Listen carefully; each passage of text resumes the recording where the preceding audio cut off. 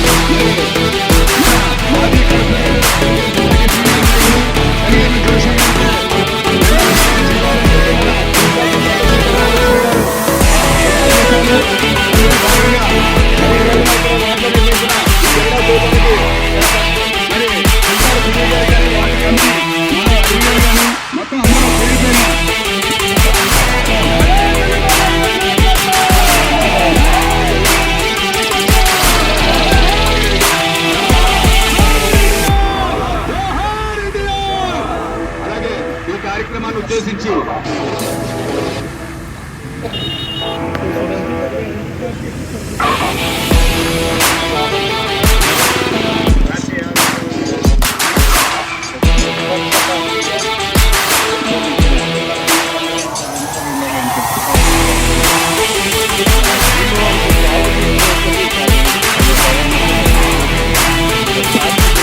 విజయ పదవులు గారికి ఈ యొక్క విజయ పదవులు నడిపించడానికి మా వంతు అందరినీ కలుపుకొని కృషి చేస్తామని చెప్పేసి తెలియజేసుకుంటా ఉన్నాం. నమస్కారం. దానికి ఇచ్చేసిన గౌరవనీయులైన మన తోట సీతారామకృష్ణ గారికి, అలాగే మా గురువు గారు మెంటే పార్సాది గారికి మా శుభాభినందనలు. ఈరోజు మా 12వ వార్డులో ఈ కార్యక్రమం జరుగుతుందండి. ఎంతో ఉత్సాహంతో జరుగుతుంది. అలాగే తెలుగుదేశం పార్టీ నాయకులందరూ ఉత్సాహంగా వచ్చి ఈ కార్యక్రమం నేను కృతజ్ఞతలు తెలుపుకుంటున్నాను. తెలుగుదేశం పార్టీ వ్యవస్థాపకులు స్వర్గీయ నందమూరి తారక రామారావు గారు 1982 మార్చి 29న హైదరాబాద్ వేదికగా ఉమ్మడి ఆంధ్రప్రదేశ్లో తెలుగుదేశం పార్టీ స్థాపించడం జరిగింది.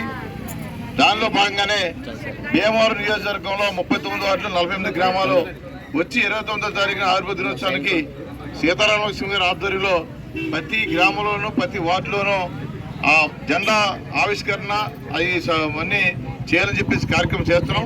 కార్యకర్తలు అందరికీ కూడా ముందుగా శుభాకాంక్షలు, ధన్యవాదాలు. 2024 ఎలక్షన్లో ఆంధ్రప్రదేశ్లో ఒక ప్రజాస్వామ్య ప్రభుత్వం నారా చంద్రబాబు నాయుడు గారు నాయకత్వం ఏర్పడడానికి వేదిక ఈ స్థానం. యోగా ఆ రోజున వైసీపీ నాయకులు దుర్మార్గంగా దాడి చేసిన కార్యక్రమం మీ అందరికీ తెలుసు.